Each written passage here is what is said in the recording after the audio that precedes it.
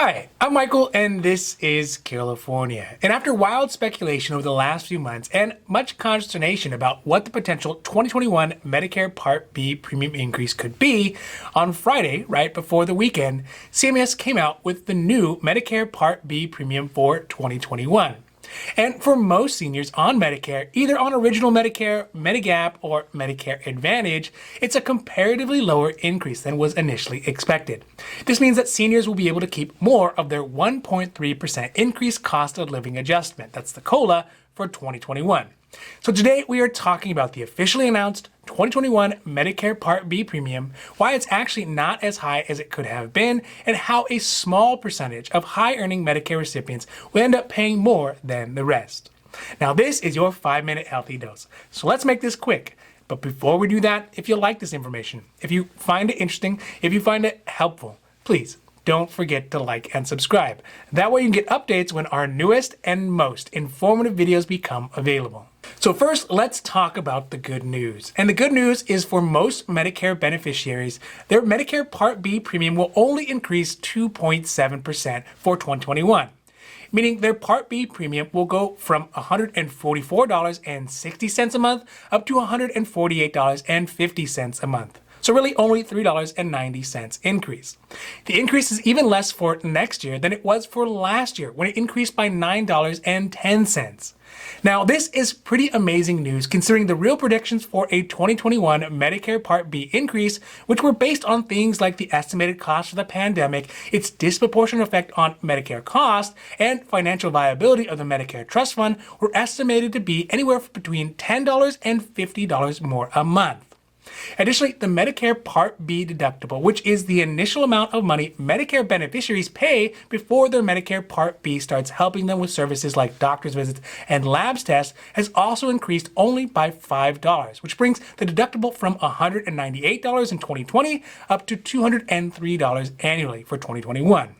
So obviously, this is great news for a majority of Medicare recipients, but why didn't Medicare costs go up as much as they were anticipated? And really, the reason is quite simple. Back in October, Congress passed a short-term budget bill that limited how much Medicare costs for 2021 could actually go up, regardless of the actual increase in their coverage cost. This bill was meant to help to ensure that most Medicare recipients who are also on Social Security don't have such a large portion of their cost of living adjustment, that's their COLA, eaten into by Medicare costs. The average Social Security recipient will receive a $20 increase in their monthly Social Security benefit next year, which brings the average to $1,543 a month. For a couple, though, it'll increase by $33, so it'll go up to $2,596 on average. So if there were to have been an unregulated increase in the Medicare costs, it would have likely eaten up most, if not all, of these increases, which could be especially damaging right now for seniors who are facing many other rapidly increasing costs like food, healthcare, transportation, and housing. One oddity is that protections from the Medicare increase will not be felt equally by everybody. An estimated 60 million Medicare beneficiaries will end up paying the lower $148.50 Medicare Part B premium, while some may not be affected at all.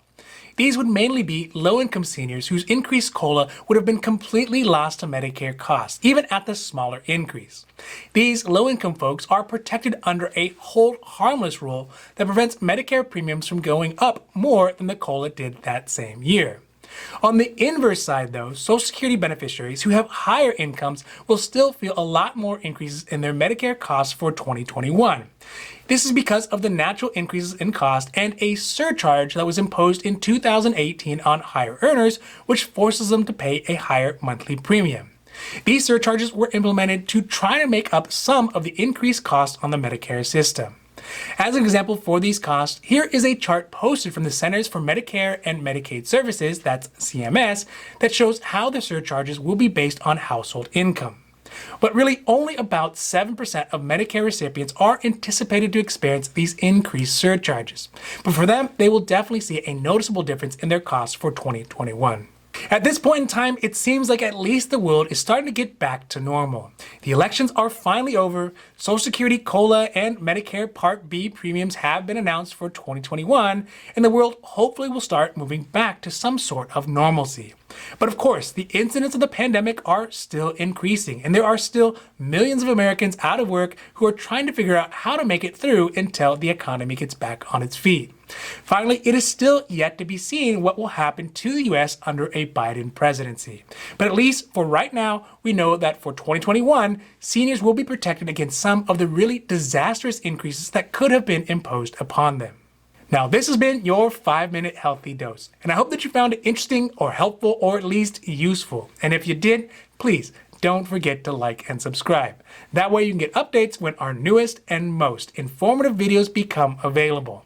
Also, we here at Carelifornia, we know health insurance. So if you have any questions about your health insurance, leave those down below and we'll be happy to make a new video or a new post as soon as we can.